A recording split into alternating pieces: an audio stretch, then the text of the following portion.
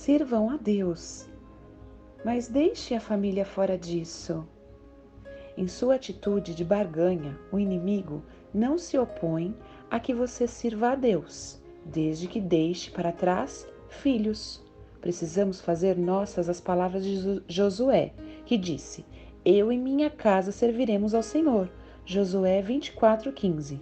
Infelizmente, muitos irmãos têm deixado o inimigo roubar-lhes os próprios filhos. Precisamos parar de barganhar com Faraó e posicionarmos na luta e defender os nossos filhos dos ataques do inimigo. Sirvam a Deus, mas não deixe os seus bens de fora disso. Em Êxodo 10, 24, o Senhor diz: Então Faraó chamou Moisés e lhe disse: Ide servir ao Senhor. Fiquem somente os vossos rebanhos e o vosso gado, e as vossas crianças irão também convosco. Não precisamos negociar alguma coisa com Faraó.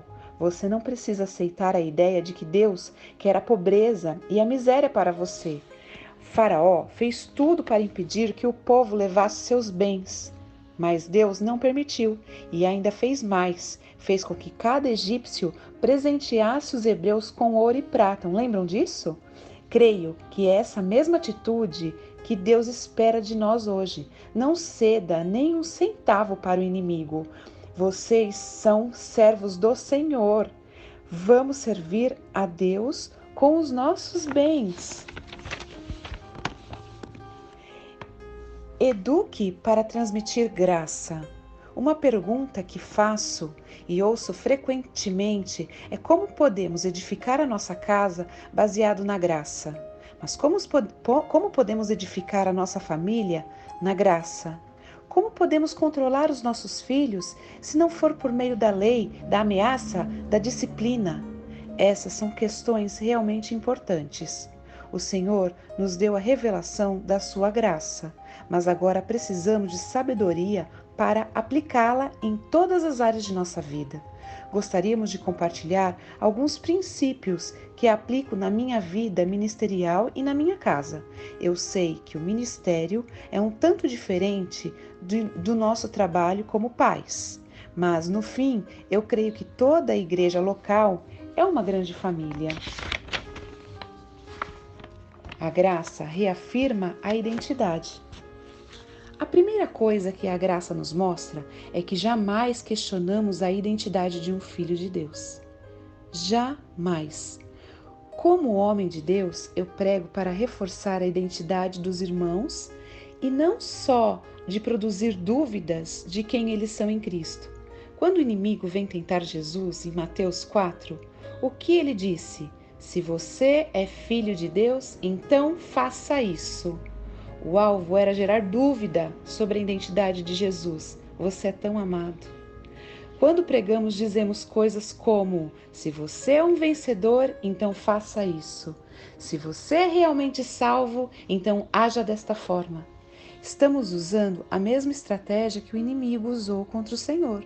Estamos fazendo o mesmo que ele fez. Isso é o que eu chamaria de pregação satânica. Não tem nada de Deus nisso.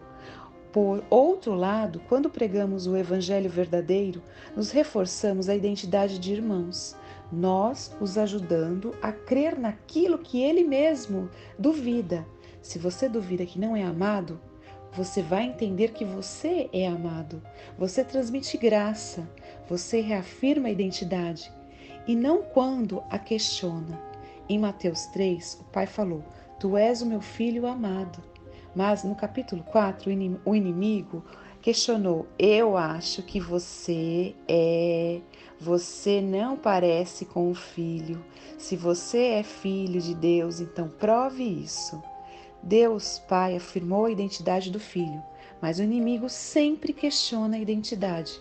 Não importa a situação ou a circunstância. Lembre-se que a sua identidade nunca muda. Você é filho amado de Deus.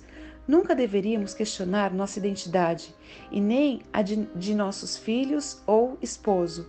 Não são coisas como fracasso em algo. Eu fracassei em aquilo, eu fracassei naquele outro sistema. Não é porque você fracassou que você não é um filho amado.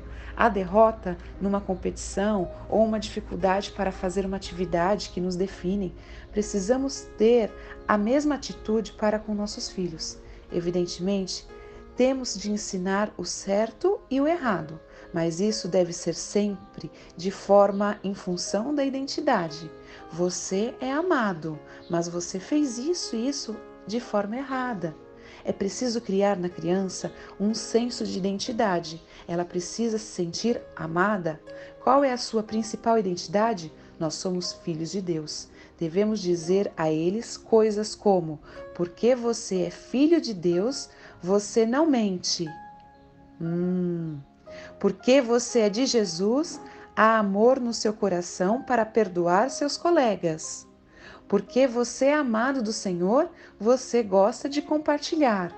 Não nos dizemos apenas, você deve perdoar, você tem que compartilhar.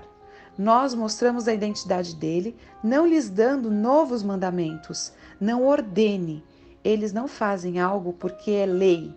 Não haja na lei, não faça ordens, não mande, não aponte. Mostre primeiro o amor. Fazem porque é próprio deles agir dessa forma. Aquele que simplesmente faz por obrigação, vive na lei. Aquele que faz por amor é filho do Senhor.